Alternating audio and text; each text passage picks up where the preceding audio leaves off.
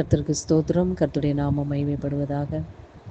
அனைத்தையும் செய்து முடிக்கும் ஆற்றல் உள்ளவரே, நீ நினைத்தது ஒரு நாளும் தடைபடாதையா. அனைத்தையும் செய்து முடிக்கும் ஆற்றல் உள்ளவரே, நீ நினைத்தது ஒரு நாளும் தடைபடாதையா. நீ முடிவெடுத்தால் யார்தான் மாற்ற முடியும்? நீ முடிவெடுத்தா யார்தான் மாற்ற முடியும்? எனக்கென முன்குறித்த எதையுமே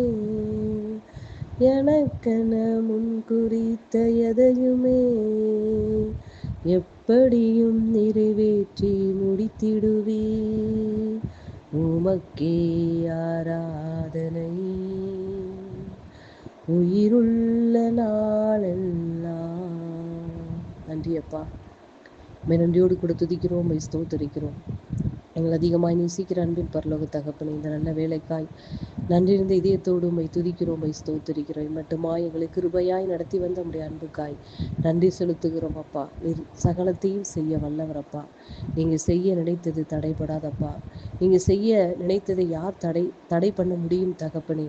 நீ சகலத்தையும் செய்ய வல்லவரப்பா. எங்களுக்காக நீங்கள் செய்ய நினைத்திருக்கிறதை நீ செய்து முடிப்பீரப்பா. மக்கே கோடி நன்றிகளை எடுக்கிறோம் இயேசுவின் நாமத்தில் பிதாவே, ஆமென்.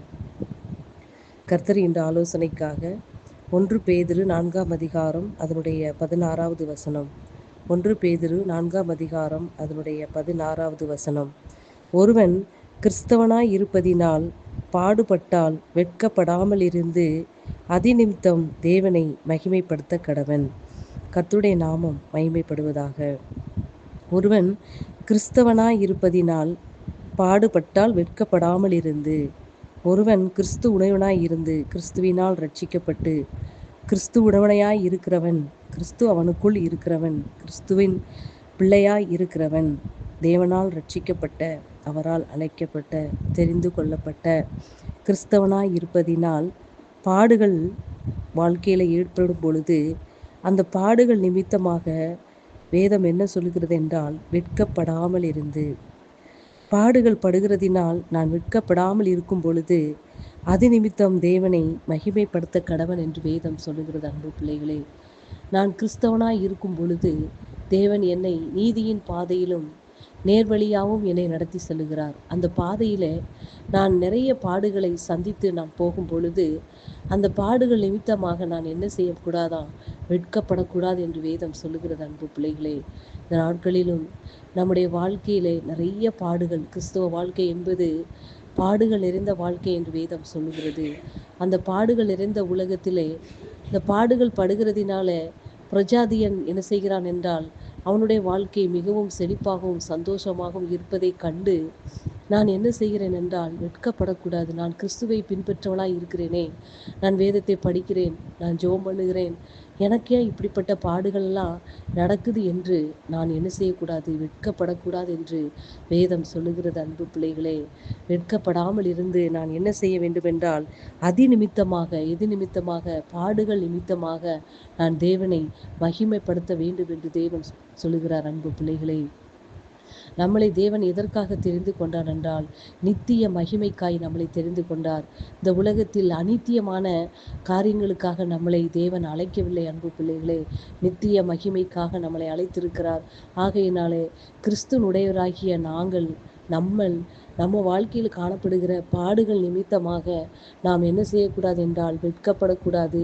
இந்த உலகத்தின் காரியங்களுக்காக ஐயோ அவர்கள் வசதியாக இருக்கிறார்களே, அவர்கள் பிள்ளைகளுக்கெல்லாம் நல்ல வாழ்க்கை கிடைத்து விட்டதே, என்னுடைய குழந்தைகளுக்கோ நான் கர்த்தரை நம்பி இருக்கிறேனே, என் பாடு இப்படியா இருக்கிறதே, நான் என்ன செய்வேன் என்று உலகத்தாருடைய வாழ்க்கையை பார்த்து நான் வெட்கப்பட்டு கூனி குறுங்காதபடி நான் கிறிஸ்துவுடையவளாய் இருக்கிறபடியினாலே அந்த பாடுகள் நிமித்தமாக நான் வெட்கப்படாமல் இருந்து நான் தேவனை மகிமைப்படுத்தும் பொழுது நித்தியமான அந்த மகிமையை கர்த்தர் நமக்கு கட்டளையிடுவார். அன்பு பிள்ளைகளே, இன்று கர்த்தர் நமக்கு சொல்லக்கூடிய வார்த்தை